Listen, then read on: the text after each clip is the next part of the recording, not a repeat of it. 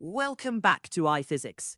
We are talking about physics, important formula and better explanations. कभी सोचा है कि जो फोन या लैपटॉप हम इस्तेमाल करते हैं उसके अंदर आखिर वो कौन सी चीज है जो उसे इतना स्मार्ट बनाती है, यानी सेमीकंडक्टर चिप की कहानी को समझेंगे।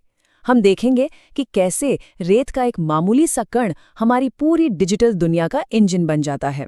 तो चलिए इस कमाल के सफर पर निकलते हैं। हमारे स्मार्टफोन से लेकर अंतरिक्ष में घूम रहे सैटेलाइट तक, हमारी इलेक्ट्रिक कारों से लेकर अस्पतालों की एमआरआई मशीनों तक और एआई से लेकर 5G कम्युनिकेशन तक, आज ऐसी कोई मॉडर्न टेक्नोलॉजी है ही नहीं जो इनके बिना चल सके।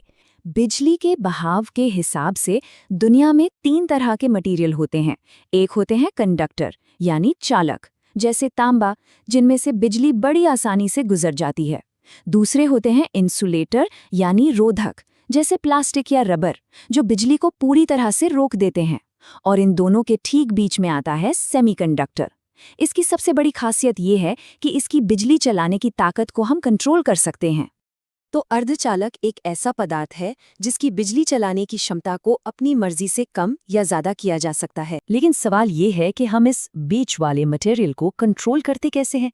इसका जवाब एक खास प्रोसेस में छिपा है जिसे कहते हैं डोपिंग। अच्छा, तो ये डोपिंग भी 2 तरह की होती हैं। पहली है एन टाइप, इसमें हम फॉस्फोरस जैसी अशुद्धि मिलाते हैं, जिससे एक फालतू का नेगेटिव चार्ज वाला इलेक्ट्रॉन पैदा हो जाता है।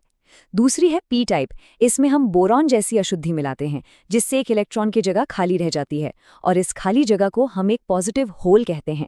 इन्हीं नेगेटिव इलेक्ट्रॉन और पॉजिटिव होल की मदद से हम करंट को कंट्रोल करते हैं। जब हम एक एन टाइप और एक पी टाइप मटेरियल को एक साथ चिपका देते हैं तो एक पीएन जंक्शन बन जाता है। ये बिजली के लिए एक वन वे स्ट्रीट की तरह काम करता है और यही हमारे हर डिजिटल डिवाइस के ऑन ऑफ स्विच का आधार है। इस पीएन जंक्शन से बने डिवाइस को हम डायोड कहते हैं। ये एक बहुत ही बेसिक सेमीकंडक्टर डिवाइस है जो करंट को सिर्फ एक ही दिशा में बहने देता है, दूसरी दिशा में नहीं। और इस बहाव को कंट्रोल करने के लिए हम जो वोल्टेज लगाते हैं उसे कहते हैं बाइसिंग।